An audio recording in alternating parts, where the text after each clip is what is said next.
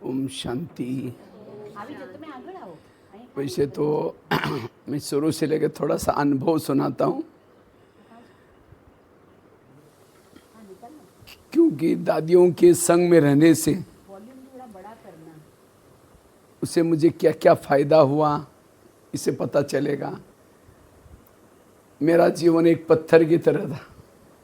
पत्थर लौकिक में मैं महाराष्ट्र में सांगली जिले में एक छोटे से गांव में जन्म लिया, और वो भी बकरी चराते थे, जिसको मराठी में धनगर समाज बोलते हैं।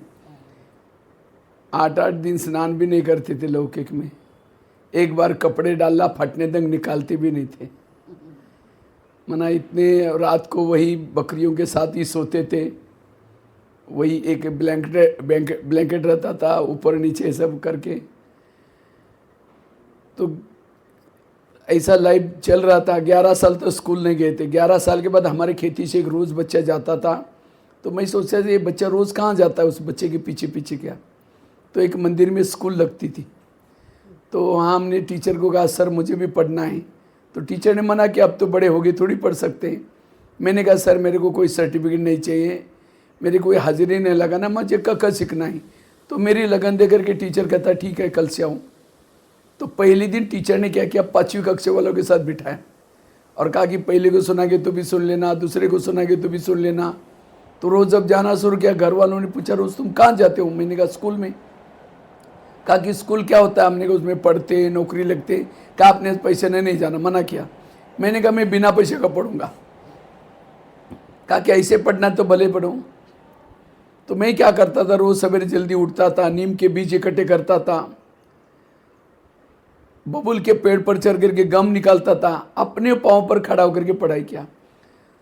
तो 7वीं कक्षा में बोर्ड की परीक्षा थी। तो टीचर ने कहा तुम डायरी पेन नहीं लाते, कल से नहीं आऊँ। अब सोचे क्या करेंगे। तो मैं रद्दी से पुरानी डायरी लाता था, उसको पानी से धुलाई करके धूप में सुखा करके फिर लिखता था। और एक दिन आया, उसी रद्दी में ब्रह्मा कुमारी का किताब मिला, और उस किताब ने जीवन की रेखा बदल दी, यहाँ तक पहुँचा। और उसमें से भी खास जो 3 लोग का अपना एक चित्र है, 3 लोग का चित्र उस किताब के अंदर मिला। तो 8 दिन पहले हमको एक टीचर ने लेसन पढ़ाया था, मनुष्य चांद तक गए। लेकिन मैंने देखा चांद से भी बाहर ब्रह्मा जी बैठे, विष्णु जी खड़े, शंकर जी बैठे, और उसके बाद बिंदु बिंदु यहाँ कोई तो वैज्ञानिक गया होगा। तो सर ने तो बताया नहीं। मैंने इस किताब के पन्ने को सर को दिखा। हमने कहा सर अब उसी दिन जो कहा था मनुष्य चांद तक पहला कदम रखा है आर्मस्ट्रांग, लेकिन चांद से व्यापार कौन से वैज्ञानिक रखा वो तो बताया नहीं आपने।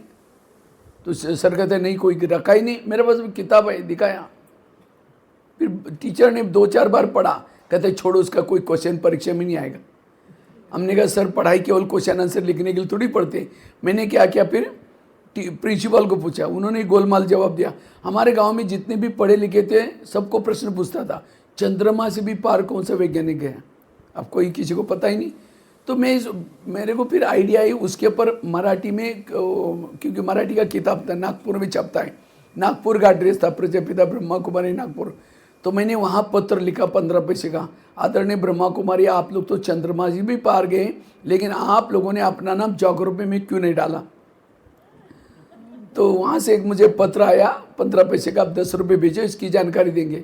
तो मेरे पास 10 रुपये तो था ही नहीं। मैंने कुएं से ला करके पानी बेचा, 2 पैसा 3 पैसा 6 महीना तक, और उसी से किताब आई। और उस किताबों को पढ़ करके मैंने क्या किया, योग वगैरह लगाना शुरू किया। तब तक मेरी 10वीं पूरी हो गई। 10वीं में बोर्ड में फर्स्ट नंबर लिया। 10वीं के बाद जब ITI का कोर्स करने के लिए बड़े शहर में गए थे, ITI का कोर्स करने के लिए, तो वहाँ एक ब्रह्मा कुमारी की पाठशाला मिली। तो जिस दिन पाठशाला मिली तो वहाँ मैं जिस दिन गया था उसी दिन मुरली चल रही थी, बच्चे तुम आत्मा हो, आत्मा का पाठ पक्का करो, आत्मा हो। तो मुझे लगा ये ब्रह्मा कुमारी का मुख्य लेसन आत्मा। मैं बाहर जाकर के अपने हाथ पर भी लिख करके रखा है, उसे अपने हाथ पर लिखा मैं आत्मा हूँ।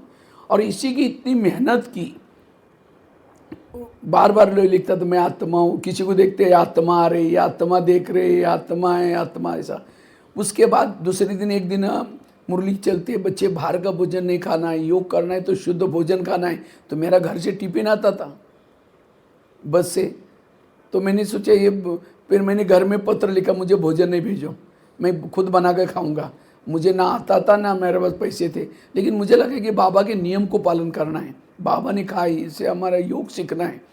तो 2-3 दिन तो कुछ खाया ही नहीं। तो मुझे बड़ा खुशी हो गई, 2 दिन से मैं नियम पर चल रहा हूँ। फिर किसी बादशाह को पता चला ये कुछ खाता ही नहीं। किसी ने मुझे एक स्टोव दिया, एक पतीला दिया, चावल उबालते थे, गरम चावल पर शक्कर डाल के खाते थे। 4 साल तक खाया, ITI की पढ़ाई की। लेकिन आज बाबा ने देखो कहाँ भंडारे में रखा हुआ है, जहाँ 25,000 लोगों का भोजन बनता है वहाँ रखा हुआ है। कोई भी धारणा हम करते हैं, वो धारणा का बहुत बड़ा फायदा है। उसके बाद जब ITI पूरा हुआ तो मुझे कभी लगता था कि ये संस्था चल करके 47 साल हो गया, क्योंकि मैं जब ज्ञान में आया था 47 साल पूरा हो गया था संस्था को। तो मुझे लगा कि कितने लोग आगे गए होंगे, मुझे उनके तक जाना है। तो उन्होंने जो मुरलियाँ पढ़ी है, पुरानी मुरलियाँ मंगवाता था, उसको पढ़ता था। पुरानी जो मैगजीन उन्होंने पढ़े हैं उनको मंगवाता था, और सवेरे भी क्लास करना शुरू किया, शाम को भी क्लास करना शुरू किया। लक्ष्य रखा था कि दादियाँ जहाँ तक गई है, बड़े जहाँ तक गए वहाँ तक पहुँचना है। इस तरह से पुरुषार्थ करना शुरू किया। जैसे स्कूल में मैं लेट गया, 5वीं में गया, लेकिन बोर्ड में क्या किया, फर्स्ट नंबर लिया। तो इसी तरह मैंने सोचा इस स्कूल में भी हमें क्या करना, अच्छे मार्क लेना है। तो ये लक्ष्य रखा। भले भले लेट आया था, आता कुछ नहीं था, लेकिन लक्ष्य रखा। जैसे उस स्कूल में मैं फर्स्ट क्यों आया, उसका कारण मैं कभी भी स्कूल मिस नहीं करता था, और जब भी मैं कहीं जाता था हमेशा पढ़ाई करता था, और कोई शौक नहीं, बस पढ़ने का ही शौक रहता था। इसी तरह मुझे इसमें भी क्या हो गया, तो ITI होने के बाद मेरे को कॉल आना शुरू हो गया। तो मैंने कॉल को भी फाड़ के फेंक देता था, हमने कहा बाद में देखेंगे। जबकि मेरे पास खाने के लिए कुछ नहीं, चावल उबाल करके चीनी डाल के खा रहा हूँ, लेकिन तो भी मुझे लगा कि नहीं, मैं इस संस्था इतनी अच्छी है, जो प्रिंसेस बनेंगे तो नौकरी तो बाद में देख लेंगे, अच्छी तरह पढ़ाई पढ़ने के बाद। ऐसा करके मैंने लगन। फिर एक दिन बहन जी को कहा, बहन जी मुझे मधुबन में जाना है। कहते तुम गरीब बच्चा वहाँ जाकर करोगी क्या।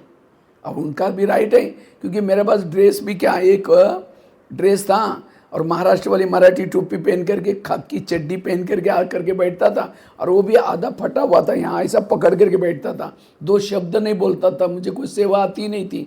कहा कि तुम गरीब बच्चा वहाँ जाकर करोगे क्या, मना किया मेरे को। दूसरे दिन बाबा की मुरली चली, बच्चे योग लगाओ, योग से असंभव क्या होता है, संभव। तो मैंने क्या किया, मैं ITI वैसे पूरा हुआ था। अब जब तक मैं देखा जो भी होगा पहले तो योग करेंगे, तो मैंने 6 महीना तक रात को 10 बजे से सवेरे 5 बजे तक योग किया, 6 महीना। और ड्रामा ऐसा बना, मधुबन में चला पहुंच गया। तो मधुबन में वहाँ विज्ञान भवन में सेवा मिली। तो विज्ञान भवन में उस समय बाबा 2 दिन के बाद आता था, 2 दिन के बाद आता था। एक बार तो बाबा ने हम लोगों को पर्सनल वरदान भी दिया था, बच्चे तुम बाप की छत्र छाया में रहने वाली महान आत्मा हो। तो मुझे लगा छत्र छाया तो यहीं है मधुबन में, इसका मतलब मैं मधुबन निवासी ज़रूर बनूंगा। तो एक दिन गुलजार दादी ने क्या किया, गुलजार दादी ने एक दिन अचानक कुछ प्रॉब्लम आया था वहाँ, तो गुलजार दादी ने किसी के थ्रू मुझे बुलाया। तो मुझे नशा चढ़ी कि बाप दादा का रथ मुझे बुला रहे हैं। तो जरूर दादी ने कहा आपको दिल्ली जाना है, दिल्ली। तो मैंने हाँ जी, मैं कुछ आगे पीछे सोचा ही नहीं, दादी ने बोला चला गया। जब दिल्ली चला गया तो मुझे वहाँ हिंदी भाषा भी नहीं आती थी, हिंदी भाषा सीखे, खाना बनाना सीखे, कई चीज़ें सीखा वहाँ जा कर के। मेरे जीवन में प्रॉब्लम आई, समस्या आई, लेकिन मैंने कभी भी निगेटिव नहीं सोचा, हमेशा पॉजिटिव सोचा। 1-2-3 घटना मैं सुनाता हूँ। मुझे हिंदी भाषा नहीं आती थी वहाँ।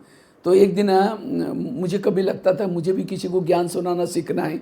तो मैंने 1-2-4 लोगों को बुला करके कुछ सुना रहा था। किसी ने मेरे को देख लिया, आप क्या सुना रहे थे। मैंने कहा इसी ज्ञान की बातें। कहते तुम्हारा काम नहीं, तुम कभी नहीं कर सकते हो, तुम ऐसे वैसे हो, बहुत निगेटिव बोला। मैंने इसको दिमाग में ज़्यादा सोचने के बजाय सोचा इनकी कोई गलती नहीं, मेरे पास ज्ञान का स्टॉक नहीं है, इसलिए बाबा ये सेवा का मौका नहीं दे रहे। आज से हमें स्टॉक बढ़ाना है। उसको मैंने पॉजिटिव लिया, गलती उनकी नहीं, गलती मेरी है। तो मैं क्या करता था, रोज़ थोड़ा सा समय मिलता था, वहाँ पांडावन के सामने एक बगीचा था। तो बगीचे में कुछ गमले पड़े रहते थे, गमलों को समझता था माताएं बैठे, कुमार बैठे, यूथ बैठे, और रोज़ की मुरली रिपीट करता था गमलों के सामने। आज बाबा ने ऐसा बोला, आज वरदान ने ऐसा बोला, स्लोगन ऐसा बोला, गमलों को सुनाता था। और सुनाते सुनाते कभी कभी जनरली क्लास भी करता था। आज माताओं के लिए हम क्लास करेंगे, भाइयों के लिए क्लास करेंगे, ऐसा करके। तो उसके बाद वहाँ से मेरी ट्रांसफ़र मधुबन में हो गई।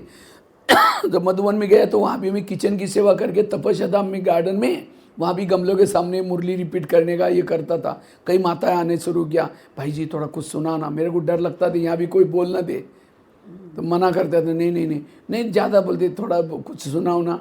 तो मैं तपस्या धाम गार्डन के एकदम पीछे कुछ ना कुछ सुनाता था।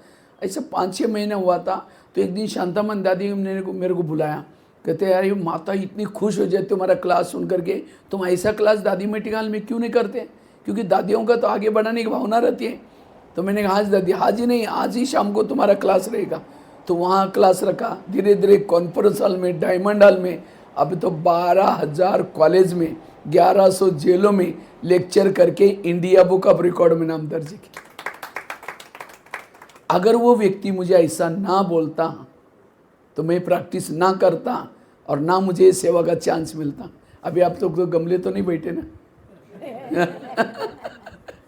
इसीलिए कोई भी अगर कुछ बोलता है तो मैं उसको हर बात को, ये जो राइटिंग भी कैसे सुधरा उसकी भी कहानी है। जब मैं रद्दी से डायरी ला करके धुलाई करके लिखता था तो शाही फट जाती थी। एक दिन मेरी डायरी टीचर ने फटा हुआ अक्षर दे करके दीवार पर फेंक दी, क्या तुम कुत्ते का पाँव बिल्ली को लगाते ऐसे राइटिंग लिखते। मुझे बड़ा दिल में लगा, मैं सोचा मैं राइटिंग इतना अच्छा बनाऊंगा लोग उसको फ्रेम करके रखेंगे। तो एक बच्चा का राइटिंग अच्छा था, उसे क करके लिख करके लिया, क को 8 दिन, ग को 8 दिन, एक एक अक्षर के पीछे 8-8 दिन मेहनत की। 2 साल के बाद राइटिंग इतना अच्छा बना, आज मधुबन में 25 बोर्ड लिखने की सेवा मिली। 10-15 साल तक मैंने वो सेवा की, 25 बोर्ड लिखते थे सुंदर राइटिंग में। परिस्थिति को पॉजिटिव बनाया। इतना ही नहीं, एक दिन मैंने सोचा एक क्लास करते तो 50-100 लोग सुनेंगे, अगर एक आर्टिकल छपेगा कितना लोग पढ़ेंगे। मैंने रात भर जाकर के एक लेख लिखा, लिखते 2 बज गए, फिर 4 बज गए। उसी को फोटोकॉपी करने के लिए दूसरे दिन एक भाई के पास लेके गया। मैंने कहा भाई इसको फोटोकॉपी करना, जो भी लगेगा मैं 4 कॉपी करना, पैसे लेके आया हूँ। तो उसने ऊपर नीचे देखा, पता नहीं क्या हुआ, फाड़ के 25 टुकड़े के कचरे में फेंक दिया। अब रात भर मेहनत किया और फाड़ के क्या किया, भाई तुम बोल सकते हैं नहीं दूसरे जगह पर। तो मैंने गुस्सा करने के बजाय मैंने सोचा नहीं, इसमें कल्याण है, आज से कभी भी फोटोकॉपी नहीं करूँगा, आज हर लेख 5 बार लिखूंगा। तो एक एक लेख 5 बार लिखने से करेक्शन होता गया, लिखता गया। आज 40 मैगजीन में लिखता हूँ, 3000 से ज़्यादा लेख लिख चुका हूँ। और लिखने के कारण, जैसे अभी दीदी बस सुना रहे थे ना, लिखने से दिमाग में घुस जाता है। मुझे नींद में भी कोई उठा करके कोई टॉपिक के ऊपर बोलते तो मैं क्योंकि लिखे हुए सारे टॉपिक्स, लिखे होने के कारण मेरे को कभी भी नहीं भूलते। तो हर परिस्थिति से कल्याण हो गया। इतना ही नहीं, एक दिन किसी ने मेरे को कहा आप इतने सारे कार्यक्रम करते हैं, इसके फोटो नेट में डालो। मुझे तो इंटरनेट कंप्यूटर को आता नहीं था, 5वीं से 10वीं तक पढ़ाई किया। मैंने कुछ फ़ोटो सीढ़ी में डाल करके एक भाई के पास लेके गया। मैंने कहा भाई इसको फ़ोटो थोड़ा कहीं नेट में कहीं साइड में डाल दिया ना। उसने क्या बोला मेरे को, तुम तो पैसे का आदमी, तुम्हारे फोटो नेट में थोड़ी होती। मुझे लगा नेट क्या होती है, मुझे उसको सीखना है। और सीखते सीखते इतना सारा सीखा हूँ। आज यूट्यूब में, गूगल में बीके भगवान भाई डालो, 10,000 से ज़्यादा वीडियो, बहुत सारे ब्लॉग्स, बहुत, आज हर एक के जेब में बैठने का मौका मिला। परिस्थिति को पॉजिटिव बनाया। तो आज हमने परिस्थिति को पॉजिटिव बनाया। लोगों ने पत्थर मारे, उस पत्थर को लेकर के सीढ़ी बनाई। तो इसलिए एक तो मैंने अपने आगे बढ़ने के लिए पॉजिटिव थिंकिंग, और दूसरा इकोनॉमी। और ये इकोनॉमी हम दादियों से सीखे। भले हम गृहस्थी में भी आप लोग रहते हैं, कहीं भी रहते हैं, लेकिन इकोनॉमी से चलना, क्योंकि आगे चल करके सबके सामने, जैसे शुरू में बेगरी पाठ चला था यज्ञ में, इसी तरह लास्ट में भी यज्ञ में तो क्या सारे संसार में बेगरी पाठ आने वाला है। तो जो इकोनॉमी से चलता है, इकोनॉमी वाला हर जगह पर अच्छी तरह एडजस्ट करके चलता है। तो इकोनॉमी हमने कैसी सीखी। एक दिन मैं जब दिल्ली में पांडवन में रहता था, वो ऑलराउंड दादी, गुलजार दादी की माता जी, तो मेरे को कहते लाल इधर आओ, लाल बोलती थी। तो मेरे को 15 पैसे दिया, कहते एक बहन की चप्पल टूटी है, उसको ठीक करके लेके आओ। और क्या बोला, 15 पैसे दिया, और कहते 5 पैसे एक जेब में रखना, दूसरे जेब में 10 पैसा रखना, दोनों इकट्ठा करेगा तो मुची देखेगा और दोनों भी ले लेगा। अब वो पुराने ज़माने की दादी थी। तो मैंने क्या किया, वो ऐसा लेके गया। तो मुची को कहा कितने पैसे लगेंगे, कहते 25 पैसा। उस समय 25 पैसे का कॉइन भी चलता था। मैंने कहा मैंने 15 पैसे लाया। पता कहता है 15 पैसे का किल भी नहीं आएगा, जाओ बोल दिया। मैंने कहा आपको पता है ये एक आश्रम है यहाँ, क्योंकि दिल्ली में सेंटर ब्रह्मा कुमारी बोलेंगे तो कोई ये नहीं करते। हमने कहा आश्रम है, आश्रम में जो बहनें हैं उनकी चप्पल है। कहती अच्छा सफ़ेद ड्रेस वाली देविया। मैंने कहा वो चप्पल लेकर के 4 बार माथे लगाए उसने, माथे लगा करके ठीक करके दे दिया। फिर मैंने 15 पैसे दिया, कहते नहीं नहीं ये आश्रम का लेके जाओ। तो मैं लेके आया, दादी को पैसे भी दिया और चप्पल भी दिया। दादी मेरे को कहते हाँ ये लाल को कुछ सेवा करने की अक्ल है, वो मोची त्रेतायुग में 6 महीने के लिए स्वर्ग में आएगा। दादी वरदान दिया उसको 6 महीने। मना दादी कहती थी सेवा मतलब केवल ये नहीं, अब समझो कोई सब्जी खरीद करने के लिए जाते हैं, कितने में 10 रुपये तुरंत निकाल कर नहीं दो, उसका भी भाग्य बनाओ, उसको भी क्या करो। दादी कहती थी उसको भी थोड़ा कम करेंगे तो उसका पैसा क्या लग गया, बाबा के यज्ञ में लगा, तो यज्ञ में लगा उसका भी भाग्य बन गया। तो ऐसी दादी छोटी छोटी बातें इकोनॉमी की सिखाती थी। और एक घटना मैं आपको सुनाता हूँ। एक बार मेरा कोलगेट ख़त्म हुआ था। जब कोलगेट ख़त्म हुआ था तो दादी ने किसी ने को पूछा, मैंने मुझे कोलगेट चाहिए, तो कहा कि दादी के पास जाना पड़ेगा। तो दादी के पास गया, दादी कहते लाल पुराना लेके आओ। तो मैंने लेके आया और कहा कि आते समय चकला बेलन भी लेके आया। उसके ऊपर रखा और उसको घिसा, घिसने के बाद थोड़ा सा निकला। कहते लाल 10 दिन चलेगा, जाओ 10 दिन के बाद वापस आना, इतना फेंकेगा सत्युग का तुम्हारा 1 जन्म का बहुत कम हो जाएगा प्रॉपर्टी। मना यज्ञ की कोई भी चीज़ को वेस्ट। और उस समय एक दादी ने एक बात बताई, अगर हमको यज्ञ में पैसा चाहिए, हम बाबा के पास कमरे में जाते हैं और बाबा को संकल्प देते हैं बाबा यज्ञ में पैसा चाहिए। तो बाबा किसी जिज्ञासु के पास जाता है, कहते हैं बच्चे तुम यज्ञ में पैसा जमा करो, तुमको 1 का 1000 गुना दूंगा। और उसको लगता है 1 का 1000 गुना कोई बैंक भी नहीं देंगी, और ये तो भगवान वायदा कर रहे हैं। तो उसको भावना आते है, उसी भावना से वो यज्ञ में पैसा डालता है। दादी ने कहा वो पैसा ला करके बाबा हमारे पास देता है और कहता है उसका 1 का 1000 गुना देना प्लस तुम्हारा फायदा करना। अगर हमने उसको वेस्ट किया तो हमारा सत्युग में भाग्य नहीं बनेगा। तो ये छोटी छोटी बातें दादियों से हमने सीखा। अभी भी मैं 40 साल से यज्ञ में रहता हूँ। मैंने लक्ष्य रखा था कि 60 साल उम्र होने तक स्लीपर में चलेंगे। स्लीपर में चलता हूँ, एसी में नहीं जाता हूँ, फ्लाइट में भी नहीं जाता हूँ, एसी में ना स्लीपर में ये बनाता हूँ। चाहे मैं 5 दिन भी ट्रेवलिंग, आसाम जाने के लिए हमको मधुबन से 5 दिन लगता है। मैंने 10-12 बार आसाम गया हूँ, लेकिन 5 दिन ट्रेन में बैठ करके गया हूँ, लेकिन कभी भी एसी में, और वो भी मई महीने में खास जाता हूँ उधर। तो कहने का मतलब ये सब चीज़ें अभी भी, और इसके कारण आज पूरा भारत में कहीं भी जाते ना। हमने अपने बस मेरे को निर्भय भाई के पास जब भी जाते थे, कहते थे निर्भय भाई बोलते थे अरे तुम गाड़ी लो, तुम इतनी सेवा करते हो। हमने कहा भाई साहब मेरे पास गाड़ी है। बोला कौन से? हमने कहा 11 नंबर की गाड़ी है मेरे पास। तो इकोनॉमी से चलना, जितना अब जैसे ब्रह्मा बाबा सबको पसंद क्यों थे? क्योंकि बाबा बहुत इकोनॉमी से चलते थे। देखो झोपड़ी में रहे और बच्चों को क्या किया, हाँ अच्छे मकान। तो इसी तरह जितना हम सिंपल रहते हैं, हमारा सिंपलता का प्रभाव बहुत ज़्यादा पड़ता है। एक बार मैं कहीं आसाम जाना था पहली बार, तो एक बहन मेरे को फ़ोन किया कि भाई जी आप आने वाले हैं, तो आप कौन से फ़्लाइट से आ रहे हैं? मैंने कहा बहन जी मैं फ़्लाइट से नहीं आ रहा हूँ, ट्रेन से। अच्छा राजधानी एक्सप्रेस से, उसका नंबर। मैंने कहा राजधानी से नहीं आ रहा हूँ मैं, वो एक ब्रह्मपुत्रा मेल करके है उसके S1 में, ऐसा मेरा फ़ोन ही रख दिया उन्होंने, कुछ यही नहीं किया। फिर जब मैं गया तो मेरे को रिसीव भी नहीं किया था, तो मैं अपना रिक्शा करके पहुँच गया। तो उसके बाद 1 महीने जब हमने वहाँ सेवा की, सेवा का लास्ट में ये रिपोर्ट सुनाया, और उसके बाद उसी दिन टीचर बहनों की भट्टी थी, तब वो बहन अनुभव सुनाया था कि इस भाई को हमने रिसीव करने के लिए कोई गए नहीं थे। तब मुझे लगा कि केवल फ्लाइट में आने वाले केवल क्लास करते, ऐसा नहीं, सिंपल, क्योंकि हम उस गरीबी से निकले हैं, उस गरीबी को कभी भी भूला नहीं है। तो इकोनॉमी से चलना, जितना हम इकोनॉमी से चल करके उसी से अगर हम पर्चा बांटते हैं, समझो एसी के डब्बे भी माउंट आबू समय पर पहुंचेंगे, उसी समय पर, स्लीपर वाले भी उसी समय पहुंचे, कोई डिस्टेंस नहीं होता। तो क्यों ना हम इकोनॉमी से चल करके बाबा के, और मेरे कुछ सिद्धांत हैं, जहाँ जिस सेंटर पर कंस्ट्रक्शन का काम चलता है, मैं उनसे कभी भी सौगात भी नहीं लेता हूँ और कोई भी धन की सेवा भी नहीं लेता हूँ। ज़्यादा बहनें बोलते तो मेरे पास जितने लिफाफे वो भी डाल के चला जाता हूँ। हमने कहा ये भी आप आपके, क्योंकि बाबा का घर मतलब हमारा भी, मधुबन का भी तो घर है ना।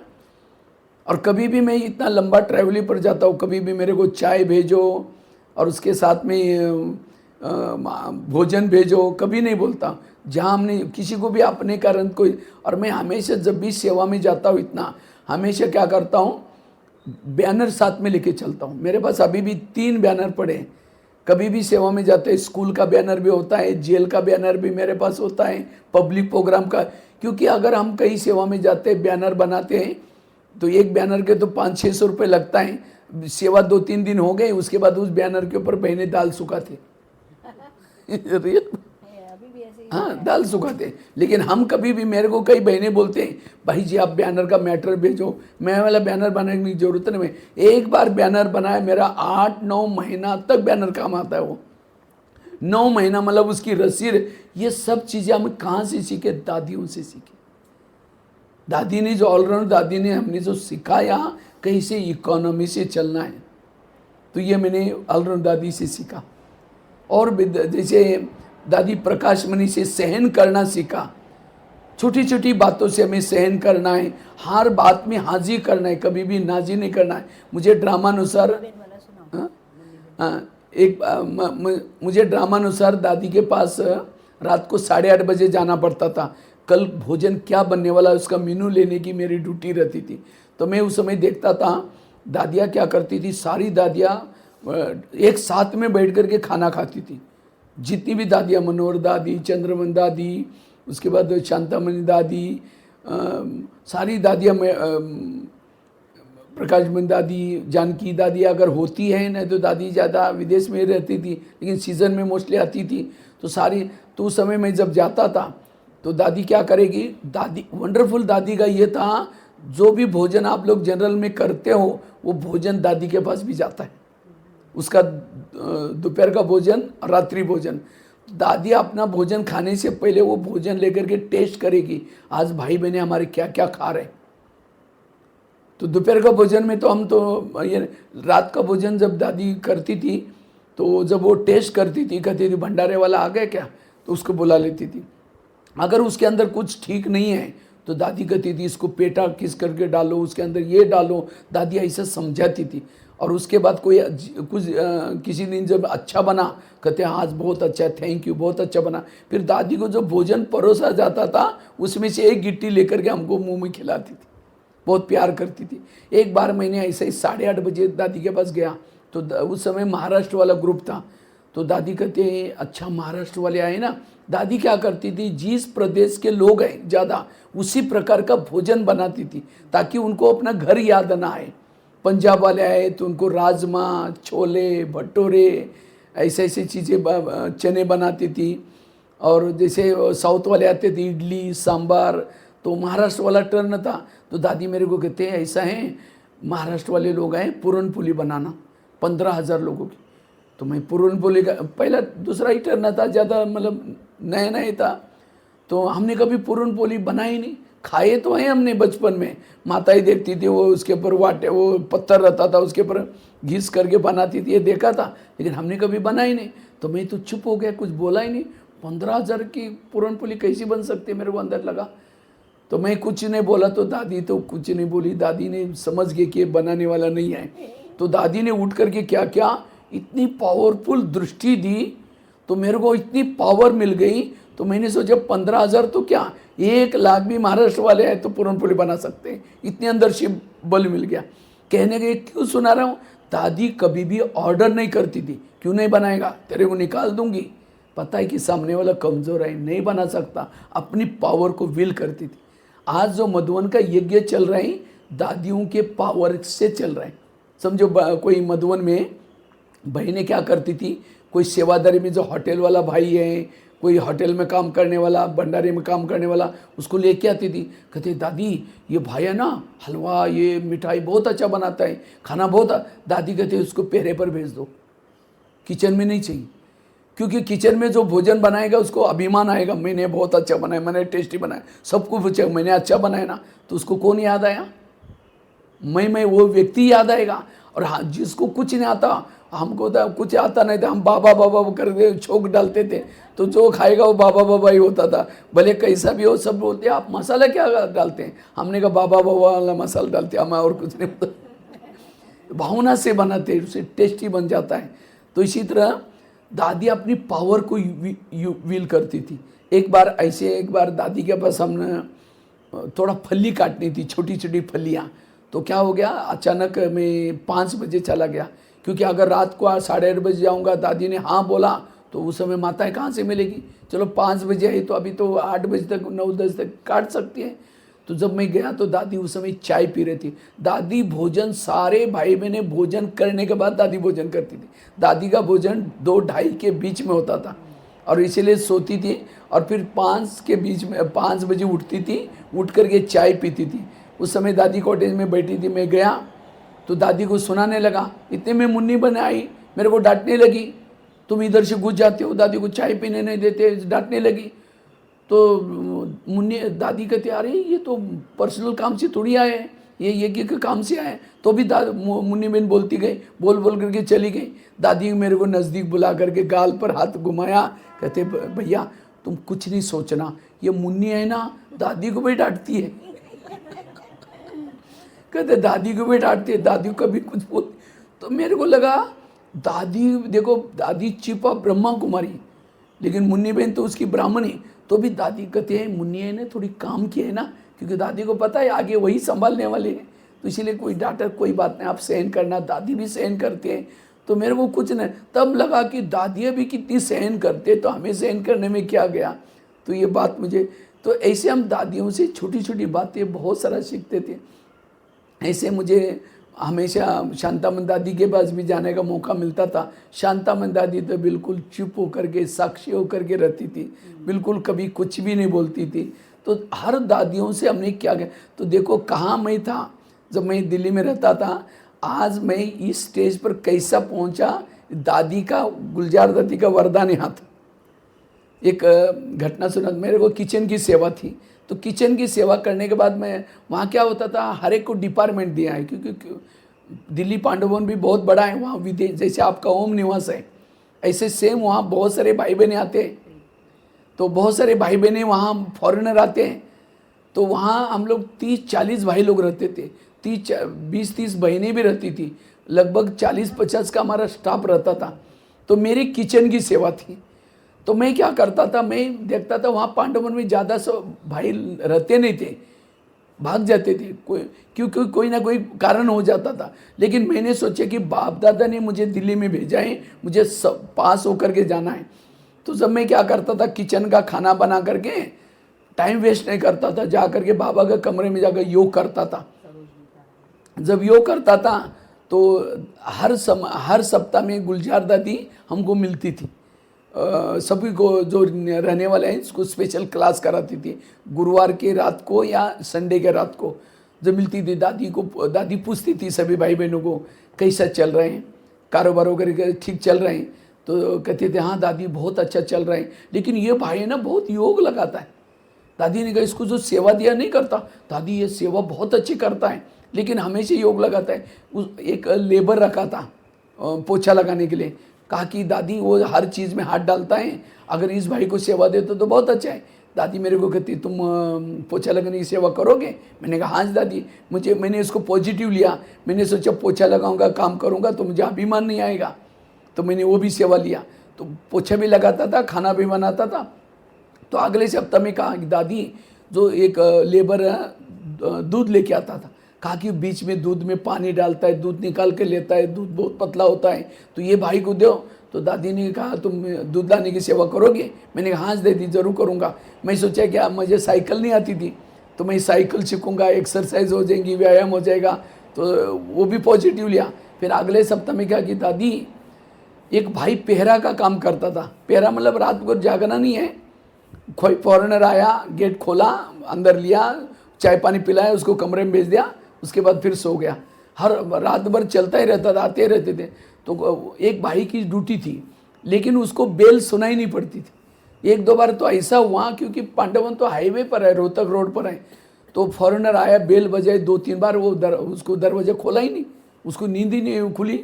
तो फॉरेनर वही बैठ गया, किसी ने उसकी बैग उठा के लेके गए, पासपोर्ट गया, सारा सामान गया, और उसको 6 महीना वहाँ रहना पड़ा पांडवन में।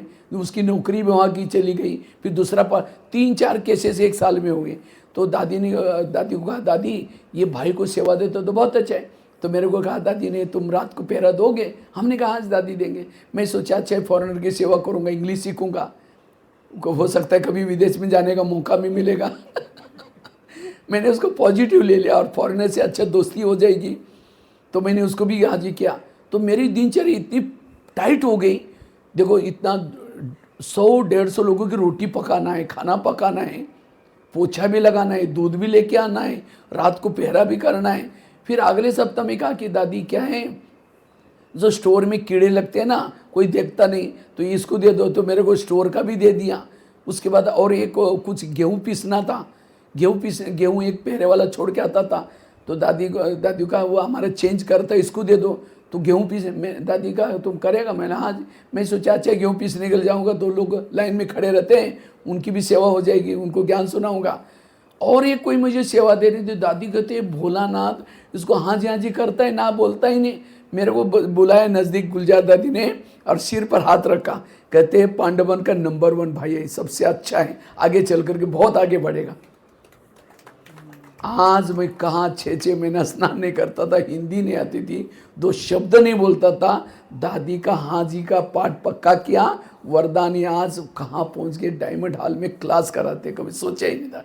तो इसीलिए मैंने शुरू में कहा, आज दादियों के संग में रहने से मैं पत्थर भी क्या बन गया, पारस बन गया। आज इतना मेरे एक साल के लिए प्रोग्राम बुकिंग रहते, एक साल के प्रोग्राम बुकिंग मेरे पास, बहुत सारे स्कूलों के, जेल में सेवा, जहाँ जेल में यज्ञ में किसी ने नहीं सेवा इतना किया, बाहर वालों ने भी इतना जेल की सेवा नहीं किया। तो आज वो बाबा ने ऐसी सेवा करा कि ये दादियों का ब्लेसिंग है। और जब मैं इतनी सेवा करता था, बिजी रहता था, मोहिनी बहन, मुन्नी बहन, कई दादियाँ जब आती थी वहाँ, कहते प्रकाश में दादी हमेशा कहती थी, दादी ये भाई को हमारे पास दे दो। अभी भी देखो हनुमान बन कर के ज्ञान लेके आया, अभी भी पोछा लगा रहे, अभी भी देखो हमको खाना बना करके दे रहा है, कितनी सेवा करता है। दादियों की नज़र पड़ी और वहाँ से फिर मुझे मधुबन में किचन की जिम्मेवारी दी। तो इसी तरह बहुत गुलजार दादी के साथ तो बहुत सारे अनुभव, अभी दादी का स्मृति दिन आ रहे हैं। तो एक दिन दादी किचन में चक्कर लगाती आई, तो मेरे को कहते भगवान तुम्हारी स्थिति ठीक है? मैंने हाँ दादी बहुत अच्छा है। नहीं कुछ गड़बड़ी है?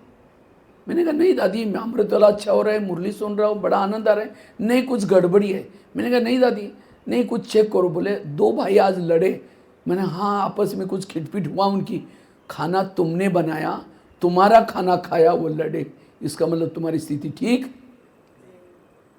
अब लड़े वो और पकड़ा को, भोजन बनाने वाले के ऊपर कितनी बड़ी जिम्मेवारी है। अगर आपके घर, ये क्यों सुना रहा हूँ, अगर आपके घर में बेटा शराब पीता है, पति कुछ गड़बड़ है, वो जिम्मेवार माता की है। माता ठीक भोजन, वो टेंशन में भोजन बना रहे, गुस्से से पानी दे रहे, तेरे को हाथ नहीं है, गुस्से से पानी दे रहे, गुस्से से खाना बना रहे, वो खाना खाने वाले सब अशांत बन जाएंगे। इतनी छोटी छोटी बातें दादी सिखाती थी, छोटी छोटी बातें।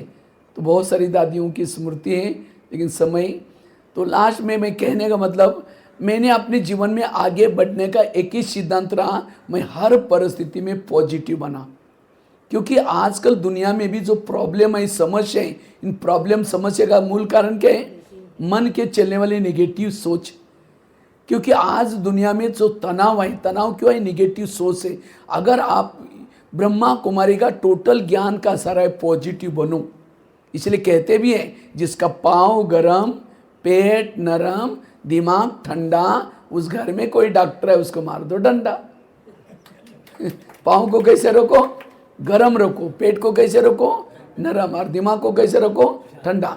कहने का मतलब हमें रोज़ थोड़ा पैदल चलना, वॉकिंग करना, ये जरूरी है। ये सर्विस करो, ये बाबा क्यों कहते हैं? क्योंकि सर्विस करके जाएंगे, पैदल चलेंगे, मुरली सुनने के लिए रोज़ क्यों आना है? इससे आपके पाँव गर्म हो जाएंगे। पैदल आओ, वहाँ से पाँव गर्म, ब्लड सर्कुलेशन होगा। कईयों को क्या लगता है, अगर हम पैदल चलेंगे लोग कहेंगे तो ये गरीब है, इन्होंने कुछ विकास किया ही नहीं। इसीलिए हम क्या करते हैं, स्कूटी में आएंगे, गाड़ी में आएंगे। पैदल चलना और साथ में संतुलित भोजन करो। पनीर की सब्जी 4 रोटी खाई, कद्दू बनाए नाकी मोड़ा, जीभ की टेस्ट पेट में वेस्ट। जो जीभ को अच्छा लगता है वो नहीं खाओ, पेट को जो अच्छा लगता है वही खाओ। और दिमाग को कैसे रखो? ठंडा। आज 70% लोगों को बीमारी हो रही है निगेटिव से। आज किसी को पेट के संबंध की बीमारी होती है, ईर्ष्या वाले विचार चला है, पेट की बीमारी हो गई। इसीलिए कहते हैं ना, तो मेरे को देख करके तुम्हारे पेट में जलन होता है क्या? आज किसी को दूर का कम दिखता है, दूसरे की बुराई को आंखें फाड़ फाड़ के देखते हैं।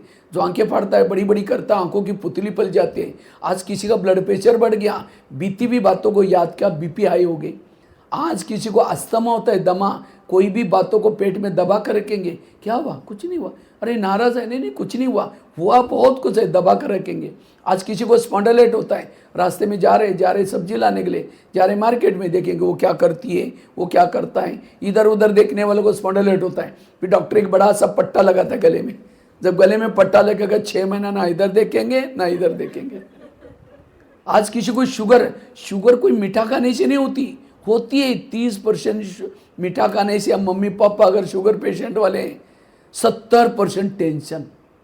मैं इसकी सास हूँ, मैं इसका पति हूँ, मैं इस घर का मालिक हूँ, मैं जिम्मेवार सब बाबा हैं सारे। जैसे मुरली में दे दिन का ना, ये दिमाग को खाली रखो। और वही सर्विस कर सकता है, वही चिंतन कर सकता है, वही योगी बन सकता है। इतना ही नहीं, आत्माभिमानी जो बाबा ने बोला, इसका आधार है पॉजिटिव बनना। निगेटिव है, आत्माभिमानी बन ही नहीं सकेंगे। इसीलिए ये मुरली क्या है? मुरली अर्थात पॉजिटिव चिंतन।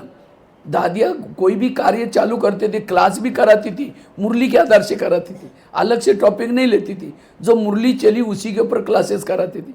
इसीलिए सारा दिन हमें क्या करना है?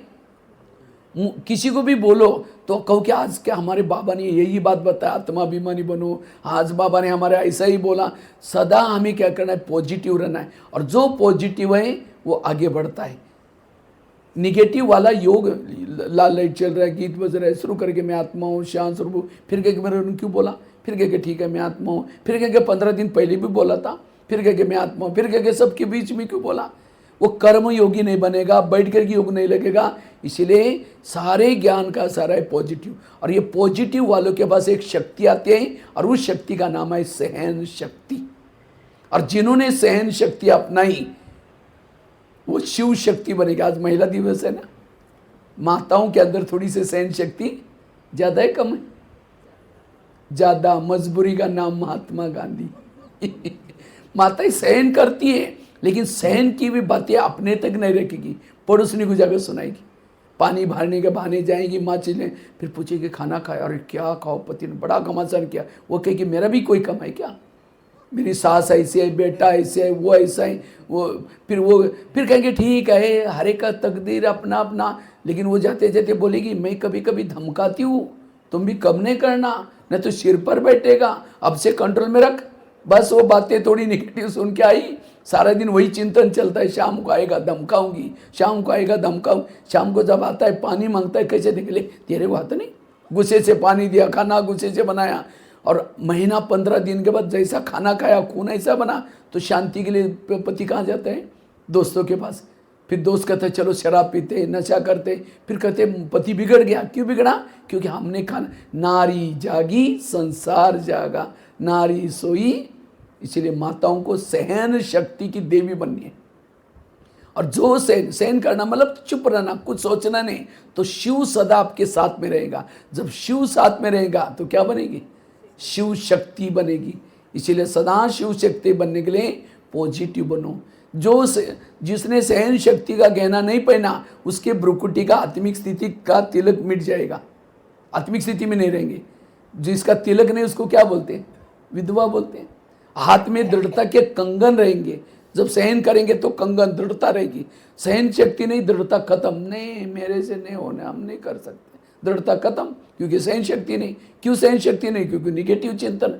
उसके पाँव के उमंग उछाल के पायल टूट गए, उसके चेहरे पर मधुर मुस्कान की लाली खत्म हो गई।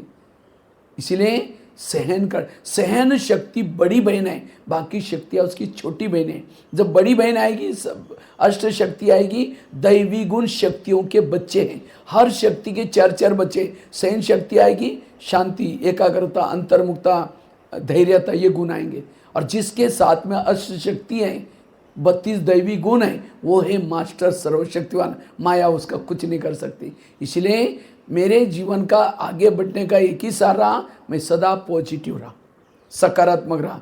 पॉजिटिव वाला सुखी है, निगेटिव वाला दुखी है। जो पॉजिटिव है उसके घर में शांति है। आज का ना जो आत्माभिमानी है, शांत रहते हैं, मीठे स्वभाव वाले होते हैं, कब जो पॉजिटिव है। और बाबा अभी लास्ट की शिवरात्रि की मुरली क्या बोला, बाबा क्या देखना चाहते, खुश नसीब और खुशनुमा, क्योंकि आगे चल करके बाबा की प्रत्यक्षता किसे होने वाले, खुशनुमा चेहरे से। किसका चेहरा खुशनुमा होगा, जो पॉजिटिव है। इसलिए हमेशा पॉजिटिव बनना। ठीक है, ओम शांति।